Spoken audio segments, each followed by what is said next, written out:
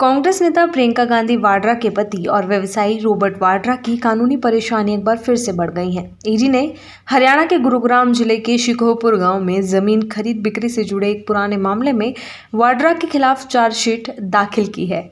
इस चार्जशीट में वाड्रा की company Skylight hospitality private limited को आरोपी बताया गया है। मामला मनी लॉन्ड्रिंग, धोखाधड़ी और नियमों के उल्लंघन से जुड़ा है। ये मामला 2008 का है।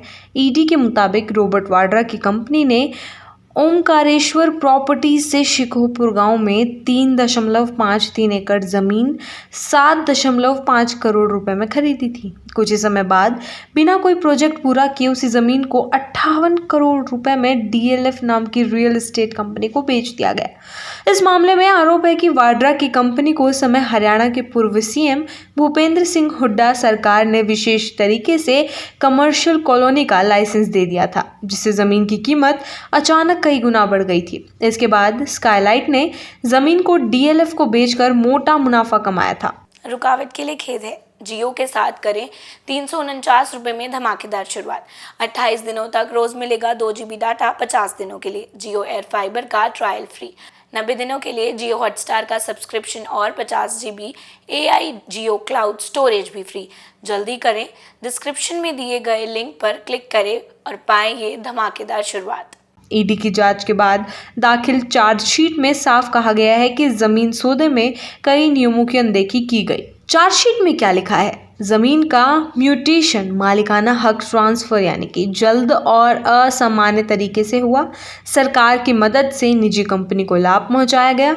ईडी ने वाड्रा से 18 घंटे से ज़्यादा पूछताछ की और उनके बयानों को चार्जशीट में शामिल किया है। चार्जशीट में कई और कंपनियों और लोगों के नाम भी शामिल हैं। इस घोटाले की जानकारी सबसे पहले चर्चित आईएएस अधिकारी अशोक खेमका ने दी है।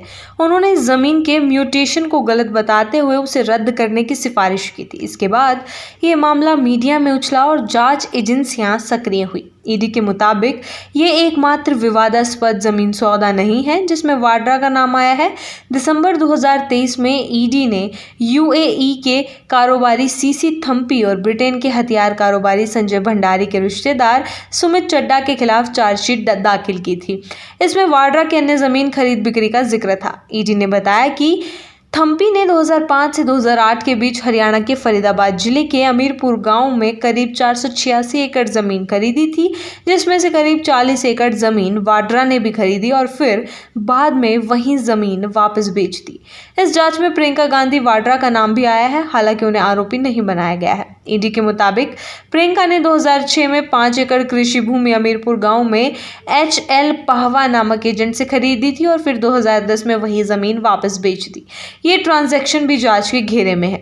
इस मामले से कांग्रेस पार्टी और वाड्रा परिवार की राजनीतिक छवि को बड़ा झटका लगा है। अगर कोर्ट चार्जशीट को स्वीकार करता है और सुनवाई शुरू होती है तो ये मुद्दा चुनावी मौसम में गर्मा सकता है। बीजेपी और अन्य विपक्षी दल इस मामले को लेकर कांग्रेस पर हमलावर हो सकते हैं। कांग्रेस भी इस मामले को राजनीतिक साजिश बता रही है। शिकोहपुर जमीन सौदा अब एक बड़ा कानूनी और राजनीतिक मामला बन गया है। इसमें सरकार की ताकत का गलत इस्तेमाल, नियमों को तोड़कर फायदे उठाने और घोटाले जैसे आरोप लगे हैं। ईडी ने जो चार्जशीट दाखिल की है उसने इस केस को और पक्का कर दिया है। अब फैसला अदालत को करना है कि आगे क्या होगा।